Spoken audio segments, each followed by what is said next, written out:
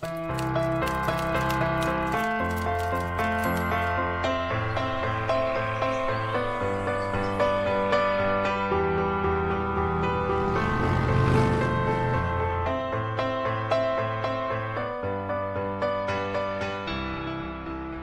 this is Jeff Zeig in Phoenix, Arizona at the offices of the Milton Erickson Foundation with another 5-minute tip for therapists. Let's think for a little bit about trauma. Trauma is a ubiquitous problem. Everybody sometime in their life is going to be traumatized, and most people have enough resilience that they're capable of overcoming trauma without therapy. As a matter of fact, as I understand, after 9/11 in New York, the most popular treatment was not psychotherapy. More people went to yoga to try to calm themselves, to try to soothe themselves. Now, there are many different schools of ways of working with trauma. Behavioral schools, cognitive schools, experiential schools, somatic experiencing. So many experts have their way of working with trauma. And what we might want to do is to be integrative experiential therapists, picking and choosing things that could work for us. Eye movement, desensitization, EMDR. So we have many different approaches that we can use in working with trauma that can increase our effectiveness. Now, when somebody is traumatized, they have a close brush with death. 30 days after, if they're experiencing symptoms in 3 areas, they can be diagnosed with post-traumatic stress disorder. The symptoms would be 3. Intrusions, where there would be sudden memories that would be happening that were inescapable of some of the horror that they relived. Social withdrawal, where somebody started moving away from the activities that gave them joy in life. And hypersensitivity, hyperreactivity.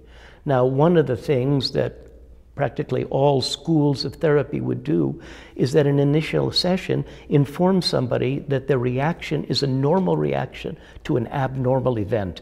To have that constellation of withdrawal, intrusions, and hypersensitivity are normal when you've been exposed to a close brush with death. I could have them, you could have them, we could all have those symptoms happen to us. Then what we can begin to do is to understand how is it that we can help clients get symptom control. And symptom control can be something that we can create with hypnosis.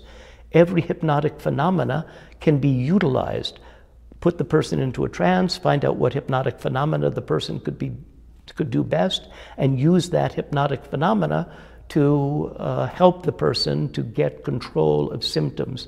If the symptom was an intrusive memory and the person was capable of doing amnesia, then somebody can forget a memory. If the person is capable of doing hyperamnesia, they can have another vivid memory of something that happened in their childhood that they can use to block the uncomfortable intrusive memory. If the person is capable of doing age regression, they can go back in their memory in time before the problem happened. If the person is capable of doing anesthesia, they can numb the situation. If the person is capable of doing negative hallucinations, they can have a negative hallucination of the situation.